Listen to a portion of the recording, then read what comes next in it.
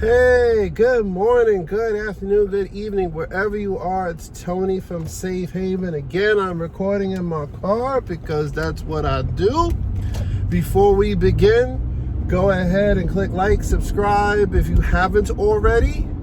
And if you have and you have not already, click the bell for notifications. Make sure you select all, so this way every time I post a video, you get notified and you can be one of the first people to watch it, okay? So today, just real brief, I wanted to talk about helping children deal with a narcissistic discard, right?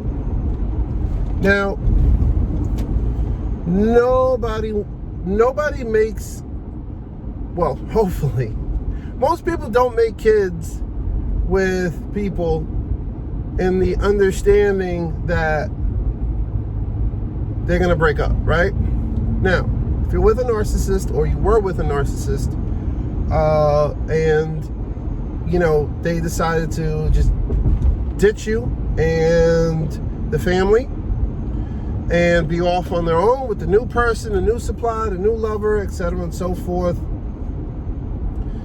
it's going to affect you and it's going to affect your kids.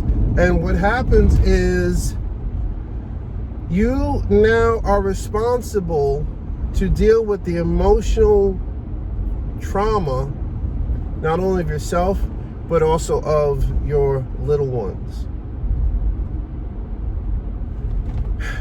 It's not easy, obviously. And I'm just going to share some tips about how I helped my kids deal with discard. Number one, do your very best to maintain structure in the house. What I mean by that is make sure you guys are keeping the same schedule you had before. Make sure you guys are doing pretty much the same stuff. Make sure, you know, everyone's going to school. You're staying on top of their schoolwork. Make sure that, you know, everyone's bathing and brushing their teeth and washing their hands and, you know, doing what they're supposed to be doing. Dinner at the same time every day. Breakfast is at the same time every day. Things like that. When you maintain structure and you maintain, and by structure, not just, you know, schedule, but also like, you know, making sure you are keeping the kids in line and everything, you give safety to your children. Kids need, want, desire structure, even though they may not appear to like it. They need it. That's why they test our boundaries. That's why they go and, you know, do things and see if we're all really about that life. When you show that even though there's a, you know, a big loss or, you know, a big, you know, thing that happened, a parent leaves a house or a step parent leaves, or, you know, whatever the case may be, you got to show that you are still solid and steadfast. This is a classic case of fake it till you make it, right? You may not feel like you're solid. You may not want to be solid, but you have to be solid, okay? You have to maintain structure and order in your house, whether or not the person that you're with is with you. Now, going on to the next thing. This is something that I read and I practiced it, and it actually did work favorably. As hard as it is to not to break down in front of your children, crying, anger, whatever the case may be, please try not to break in front of your children. Let them get emotional. Let them get all, you know, all over the place. That's how children process their feelings, especially if an adult figure that they are either attached to biologically or became attached to because they were around this person a lot,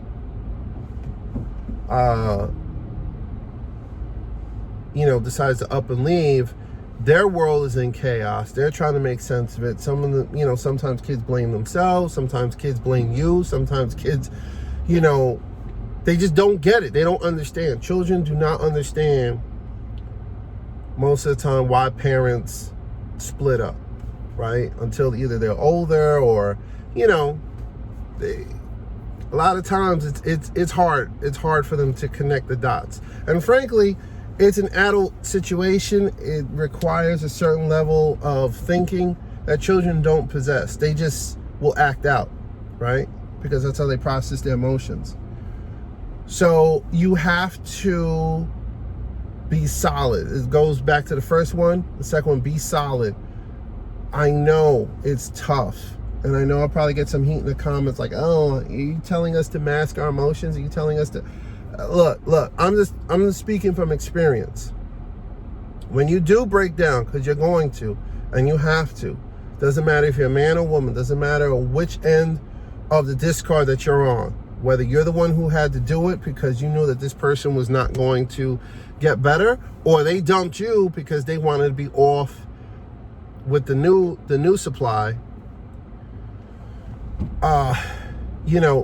You got to make sure you breaking down in private, break down with a group of trusted friends. Do not dump on your children. Do not use them as a sounding board. Do not use them as emotional punching bags. Okay? Don't use your kids as replacements for your partner. Please don't. Don't do that. I had a narcissistic father. And when he discarded us and decided to up and leave and pick up with somebody else completely, out of the blue, it was very hard on my mom. And what wound up happening was my mom decided, because it was a conscious decision, tried to make me a replacement. So like all the time she needed to confide in him, she was confiding in me, so I always had to be available to her when she needed to talk about, work issues or this or that. And it wasn't my place, right? It was not my place. And it became frustrating for me because at the time that he left, I was 13. So here I am growing into my teenage years, and I want to spread my wings. I wanted to develop, friendships. I wanted to go play sports. I wanted to, I was starting to get interested in girls. And my mom would put the clamps on that, not because she was really concerned for my safety or anything like that. It was more of a, I need to have a replacement. My husband left, and I need to dump on somebody. Please, I beg of you, don't do that with your children. Even if they're old enough to understand what's going on, like if they're teenagers or whatever, don't dump on your kids. Don't make them replacements for your partner. They are not. It is not their job. All right, so the next tip I'm going to give y'all, do not badmouth your ex no matter how much you want to. Don't talk evil about them to your children. Doesn't matter if they're biologically related to them or not. Children are usually going to either A, have their own opinions about your ex, and B, they're really not interested in hearing you tear down someone that they genuinely love, right? It does not matter how messed up your ex is or was to you and them, they're going to still genuinely love them. Now, when they get older and they understand more, well, that's subject to change, right? However,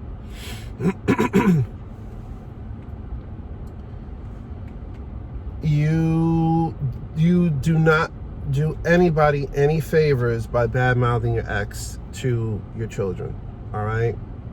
Now, here's a caveat. Let your ex's actions speak for themselves. If your ex decides to discard you and your family, your children, and they start, not looking for them, or they start doing things that are, I guess you could say that, create chaos in the kids' lives, don't speak on it to the children. Just let it be. Try to be there. I mean, not try to be, but be there for your kids and help them navigate the chaos as best as you can.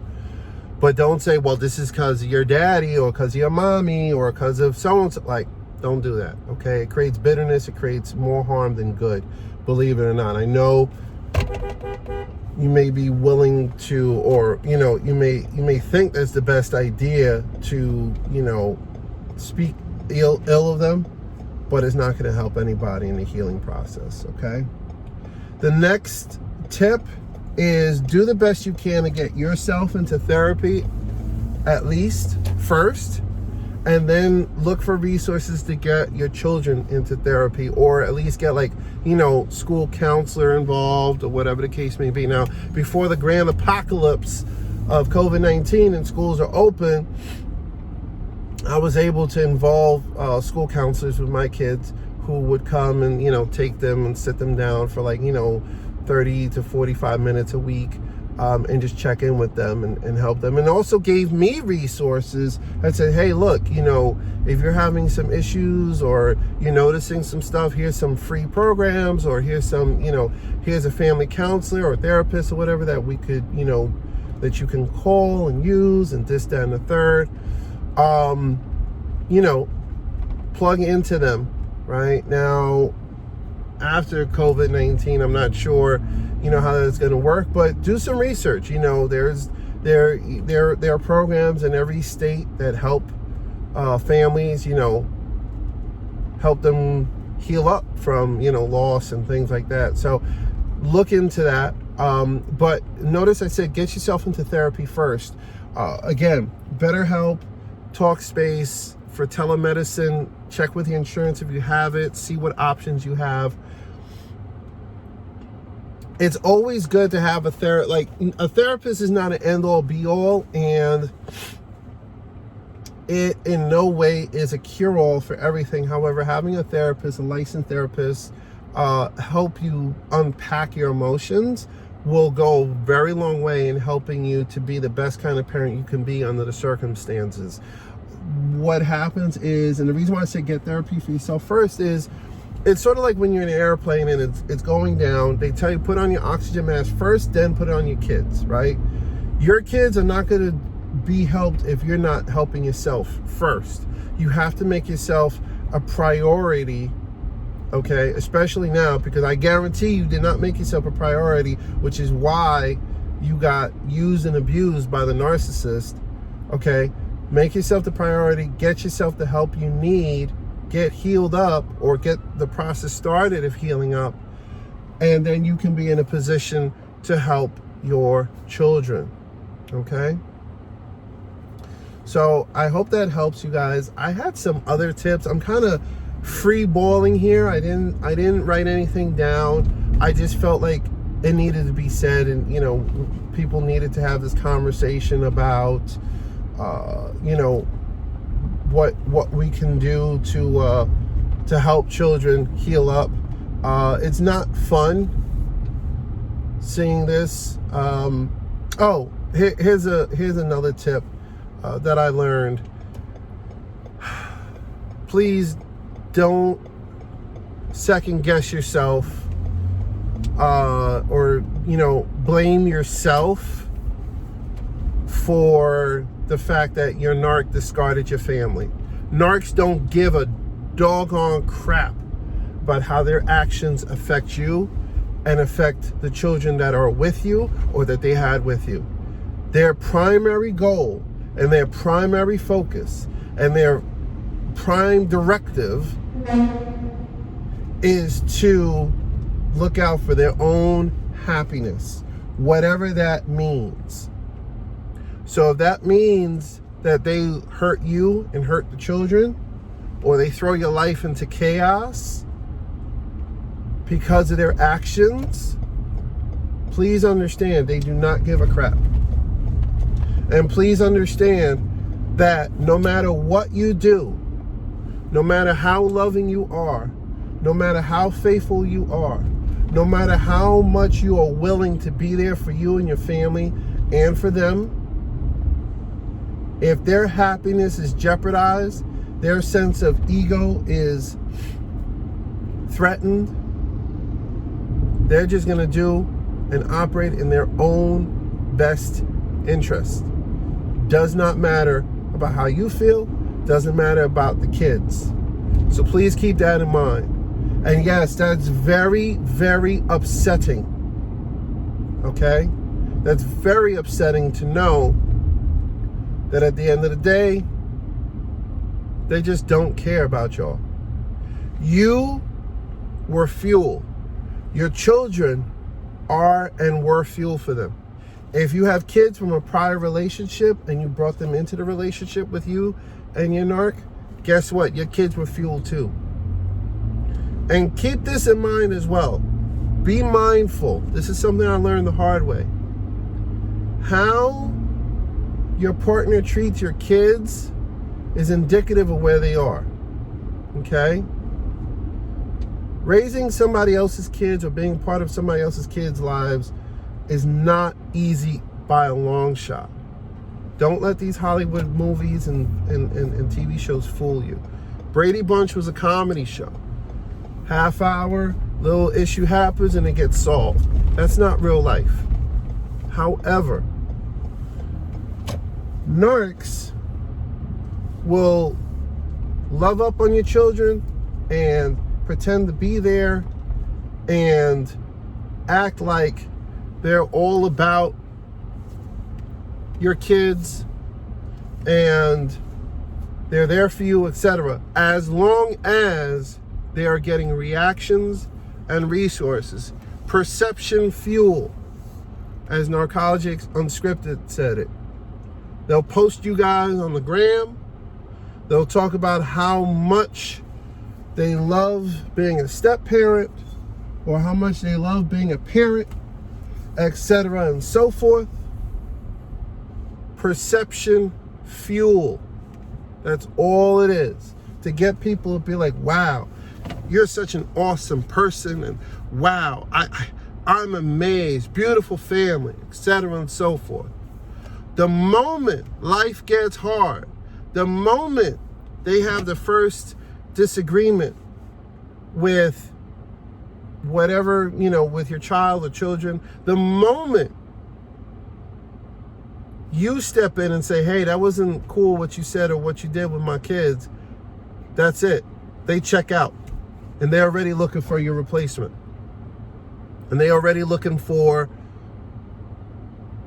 supply and reactions and resources and perception fuel from somewhere else. So, that being said, please don't blame yourselves. Don't blame your children. Trust me, they'll use that. They'll say, well, I left because it was too much for me to handle with you and your kids. Okay? I left because you weren't giving me enough attention. They'll use that excuse too. I left because me and the kids weren't happy. Now, again, it's all about me, me, me. Never about, hey, look, what's best for the family. And here's the thing with society, right? Society is starting to, especially if you look at these women's magazines, I'm going to talk to the fellas, women's magazines will tell women, hey, look, even though you're with a good man, if you don't feel like this is it for you, go and leave and do something else. Or don't sit there just because you have a family. Like they are literally going in here and trying to tell women, go ahead and wreck your homes. Same thing with men, a little more subtly.